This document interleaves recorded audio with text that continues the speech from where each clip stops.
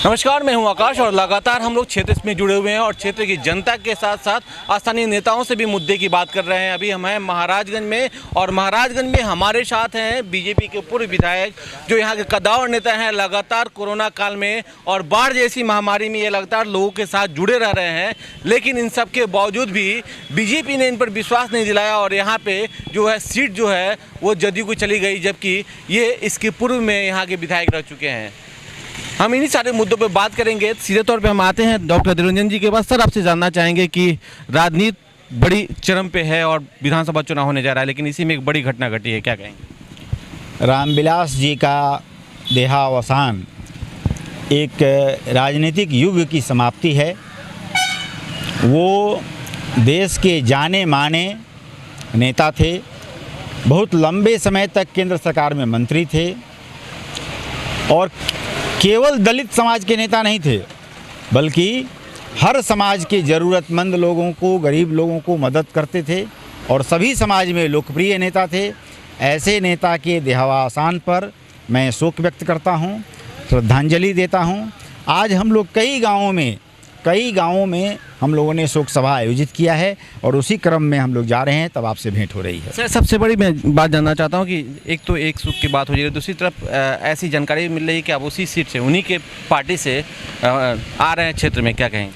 हाँ, मैं लोजपा के ही सिंबल पर चुनाव महाराजगंज से लड़ रहा हूँ। विकास कितना हुआ? लगातार अब कोरोना काल में लोगों के बीच जाते रहे, सेवा करते रहे, बाढ़ के ग्रसित लोगों से मिलते रहे, कितना विकास हुआ? क्या वो विकास से संतुष्ट हैं लोग?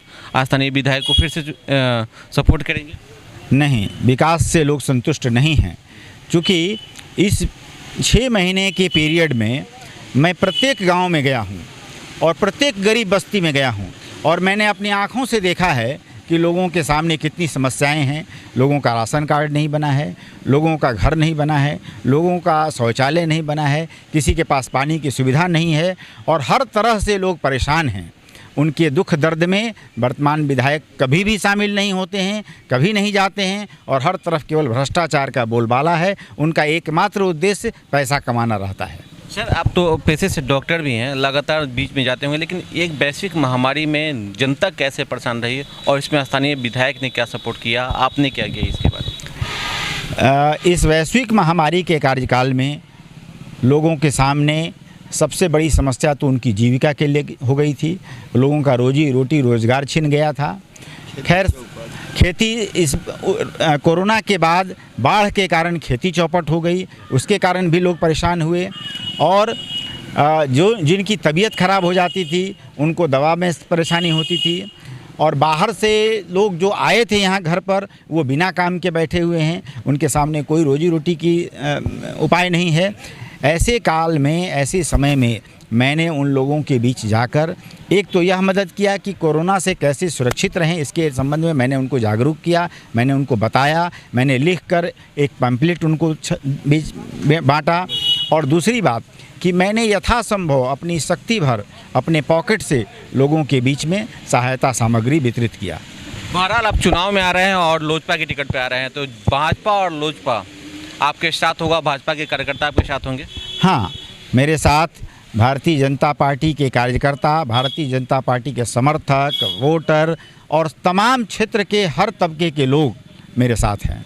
देखिए, ये एक बहुत बड़ी बात है कि ये भाजपा के कद्दावर नेता रहे हैं, लेकिन किसी मजबूरीवश पार्टी ने इन्हें टिकट नहीं दिया, जिसके चलते अब लोजपा से ये भागेजमाइश कर रहे हैं। लेकिन सबसे अच्छी बात ये है इनके लिए कि बीजेपी के जितने भी कार्यकर्ता हैं और जितने भी सपोर्टर हैं सभी इनके साथ हैं। ऐसे में बड़ा सवाल खड़ा हो जाता है कि वर्तमान के विधायक की जीत कहाँ सुनिश्चित हो पाएगी। सिवान से कैमरा पर्सन आशीष के साथ आकाश, न्यूज़ ब्यूरो।